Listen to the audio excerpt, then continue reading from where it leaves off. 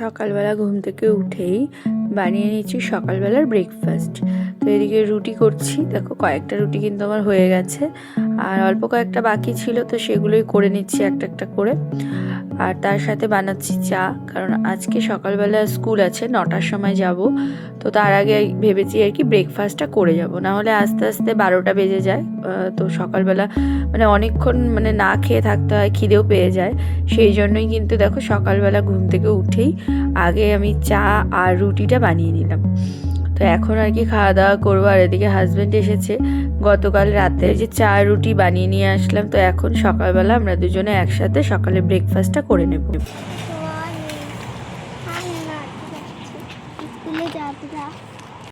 Hello friends, good morning, welcome back to my channel অনন্যাস lifestyle. তোমরা সবাই কেমন আছো? আশা করছি সবাই ভালো আছো, সুস্থ আছো, আমরাও ভালো আছি। তো আজকে তো শনিবার, তো দেখো আমি যাচ্ছি স্কুলে, আজকে তো খোলা আছে, তো স্কুলে যাচ্ছি। আজকে 9টা টাইম, 9টা থেকে 12টা বেরোলাম। আর ওকেও বলেছিলাম স্কুল যাবে কি না, তারপরে ওর গত সপ্তাহে আর্টে যাওয়া হয়নি, শনিবার হয়নি, গত সপ্তাহে আর্ট পঞ্চানন বর্মার জন্মদিন উপলক্ষে বন্ধ ছিল, রবিবারও যায়নি। তো আজকে আর্টেই যাচ্ছে, নাহলে আর্টটা আবার ওদিকে পিছিয়ে পড়ছে আর কি, সেই জন্য আর্টে যাচ্ছে। আর স্কুলে সেরকম কিছু হয় না, জাস্ট যেমন খুশি আঁকো এগুলোই হয়। তো স্কুলে আর যাচ্ছে না, আজকে আর্টেই যাচ্ছে। এরপরে না হয় আরেকদিন আবার স্কুলে নিয়ে যাব, অন্য কোনো দিন স্কুলে নিয়ে যাব। আজকে আর্টে যাচ্ছে, তো আমিও বেরোলাম, ওকে দিয়ে আর্টে ঢুকিয়ে দিয়ে স্কুলে যাব। চলো। তো এদিকে মেয়েকে আর্টে দিয়ে আসলাম, আর আমি যাব হলো এখন স্কুলে। পায়েলের জন্য আর কি একটু ওয়েট করছিলাম, তো ও বেরোলে একসাথে যাব। আর আমার মেয়ে সকালবেলা কিন্তু মানে ব্রেকফাস্ট করেনি, ও আর্ট করে বাড়িতে গিয়ে তারপরে খাওয়া দাওয়া করবে। মেয়েকে আর্ট ক্লাসে দিয়ে এখন যাব, 9টা বাজে।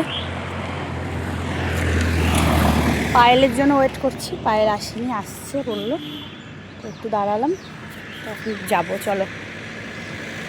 আর হাজব্যান্ড এসেছে, ও কালকেই এসেছে, ও আজকে যাবে হচ্ছে যুবসাথী অ্যাপ্লাই করতে, যুবসাথীটা করবে আজকে, তো পরে যাবে, একটু পরে 11টার দিকে। তো আমি আর পায়েল এই দেখো একসাথে চলে এসেছি স্কুলে। তো স্কুলে এসে এই যে এখানে ব্যাগ নিয়ে এসেছে, গতকাল আর কি ব্যাগগুলো নাকি কিনেছে সব ম্যাডামদের জন্য, তো এগুলোই আর কি একটু দেখছিলাম।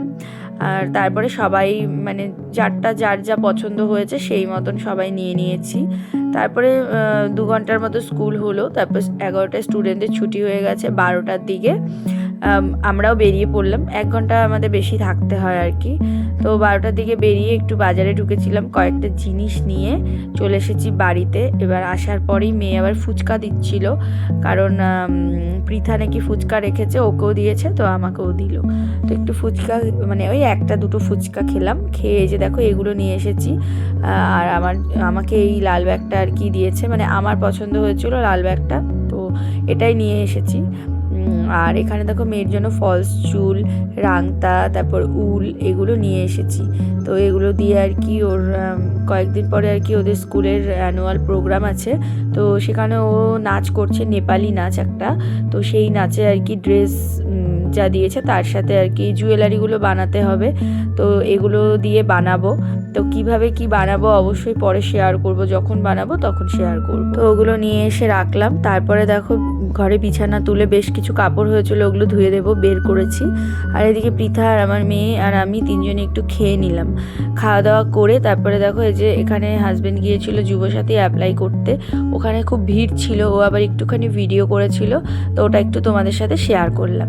তো আমিও ভেবেছিলাম যাব ওর সাথে, কিন্তু গেলাম না, কারণ আমার আস্তে আস্তে 12টা বেজে গেছে। তো তারপরে আরও অনেক কাজ থাকে শনি রবিবার করে, তো এখন অনেক জামা কাপড় আছে দেখলেই, তো ওগুলো আর কি ধুয়ে দেবো, তো কাজ থাকে, সেই জন্য কিন্তু আমি আর সেরকমভাবে মানে টাইম বের করে যেতে পারিনি। তো হাজব্যান্ড একাই গিয়েছে, ওই গিয়ে আর কি সব কাজগুলো কিন্তু করে আসবে। আর আমি এদিকে দেখো বসে পড়েছি জামা কাপড় নিয়ে, কারণ শনিবার দিন জামা কাপড়টা কেচে দিলে রবিবার সারাদিনে আর কি রোদে শুকিয়ে যায়, সেই জন্যই জামা কাপড় নিয়ে বসলাম। তো এগুলো কাচতেও একটু সময় লাগবে, তারপরে মেয়েকে স্নান করাবো, আমি স্নান করব, পুজো দেবো। শনি রবিবার করে আমি বাড়িতে, যেহেতু মানে শনিবার তাড়াতাড়ি চলে আসি আর রবিবার বাড়িতে থাকি, তো এই 2 দিন কিন্তু আমি পুজো করি।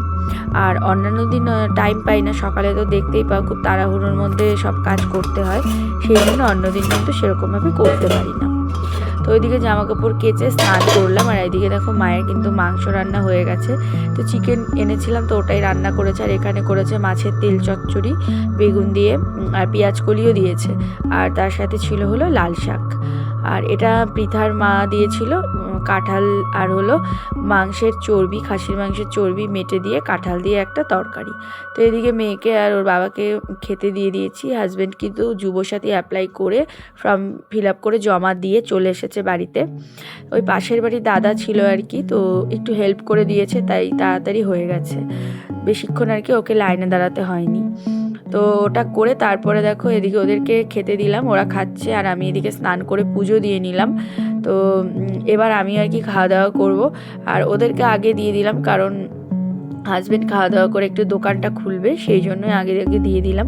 আর মেয়ের খেতে টাইম লাগে, তো সেই জন্য ওদের তাড়াতাড়ি দিয়ে দিয়েছিলাম। তারপরে এই যে আমিও এখন খাওয়া দাওয়া করে নিলাম।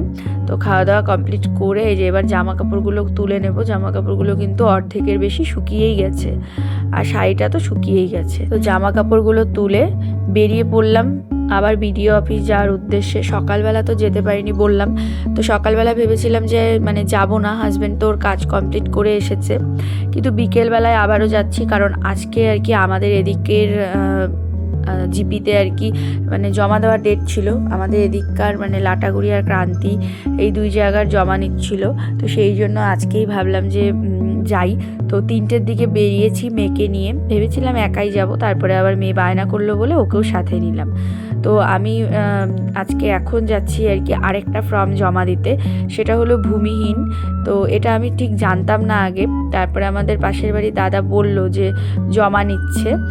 তো ফর্মটা আর কি মানে এইখানে এসেই তাড়াহুড়ো করে নিয়ে ফিল আপ করে ওই এনরোলমেন্ট একটা নাম্বার দেয়, তো ওটা বসিয়ে আমি তাড়াতাড়ি করে জমা দিয়ে দিয়েছি। 26 তারিখ পর্যন্ত তো সব জায়গাতেই ডেট আছে, তার মধ্যেই আমরাও জমা দিলাম। তো তোমরাও কে কে জমা দিয়েছো, কে কোনটা করেছো অবশ্যই কমেন্ট করে জানিও। এখন দেখো মানে অতটাও ভিড় নেই, কারণ এই 4টা সাড়ে 4টার কাছাকাছি বাজে, আমি এসেছি 3টের দিকে। তো সেই জন্যই কিন্তু খুব একটা বেশি ভিড় ছিল না, তো তাড়াতাড়ি করেই গিয়ে জমা দিয়ে চলে আসতে পেরেছি। তো আসার পরে দোকান খুলেছিল, তো দোকানে দেখো একটু বসেছি।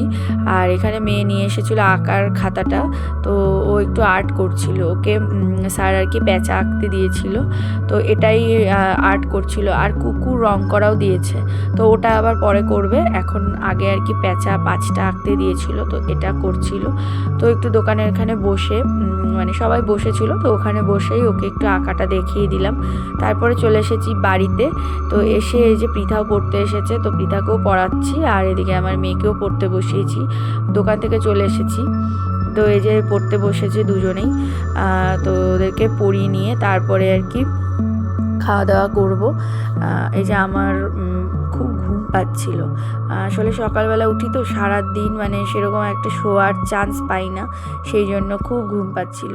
তো যাই হোক, তারপরেও ওদেরকে পড়িয়ে নিলাম। তো পড়া হয়ে যাওয়ার পর আমার মেয়ে দেখো আবার কুকুরের রঙটা করলো, ওটা বাকি ছিল তখন বিকেলবেলা করেনি, তো এখন করে নিল। আর মা আবার একটু আমাকে পরে চা বানিয়ে দিয়েছে, তো চা খাচ্ছি, চা বিস্কুট। আর এখানে আমি তোমাদের দেখাচ্ছিলাম যে আমার দেখো হাতটা কতটা ফুলে গেছে, ব্যথা পেয়েছিলাম। আর এতটাই ব্যথা লেগেছিল যে মানে আমি কিছু লিখতে, তারপরে জামা কাপড় মানে কাচার পরে যে জামা কাপড়টা চিপবো, তো সেটা খুব কষ্ট হচ্ছিল। প্রচণ্ড হাতটা মানে ফুলে গেছে, লাল হয়ে গেছে, ওটাই তোমাদেরকে দেখাচ্ছিলাম। তো যাই হোক, তারপরে খাওয়া দাওয়া করে দেখো এখন বিছানাও করা হয়ে গেছে, এখন কিন্তু শুয়ে পড়বো। তো চলো আজকের মতো ভিডিওটা এইটুকুই, আবার দেখা হবে নেক্সট ভিডিওতে। আজকের মতো এখানেই, বাই বাই।